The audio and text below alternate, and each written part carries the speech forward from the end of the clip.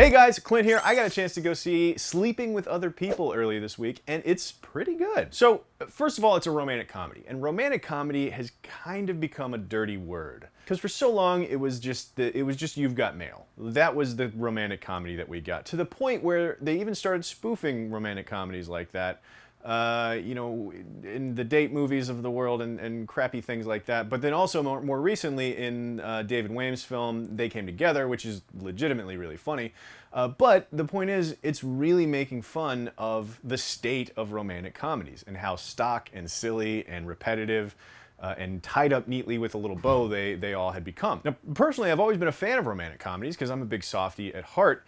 But it has been a while since I've really enjoyed one. In fact, the last one that I remember liking was They Came Together, which was actively making fun of romantic comedies, so that barely counts. But Sleeping with Other People is a movie about Jason Sudeikis and Alison Brie. They're actually friends that in the opening scene, they lose their virginity to each other while they're in college, and then 10 years go by and we pick it up with them running into each other again. I had heard this movie described as these are two sex addicts that basically become each other's sponsors.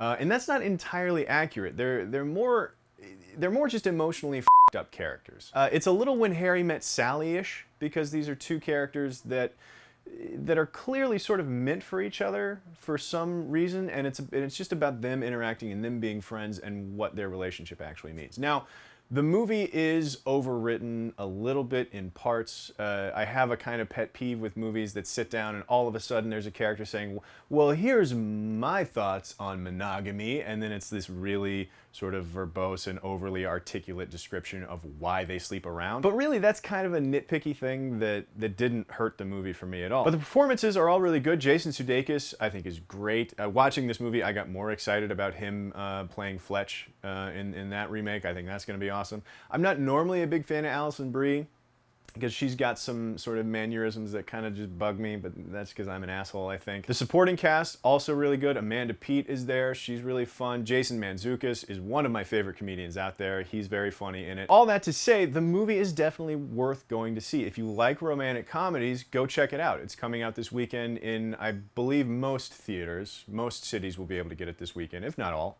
To be honest, that feels like something I should have looked up before I started talking, but if you want to go see it, you can find it. The one complaint I had about the movie, because the whole movie just goes and goes and goes, and it is what it is, and it's fun, and it's funny, and it's a quality romantic comedy for the first time in a lot of years, but then there's a point where it should end, but it keeps going.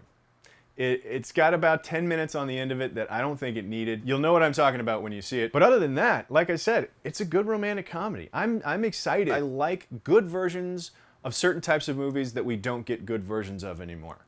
Does that make sense? We hadn't had a good romantic comedy in a long time, and here's a pretty good romantic comedy. So that's what I thought about Sleeping with Other People. It's good.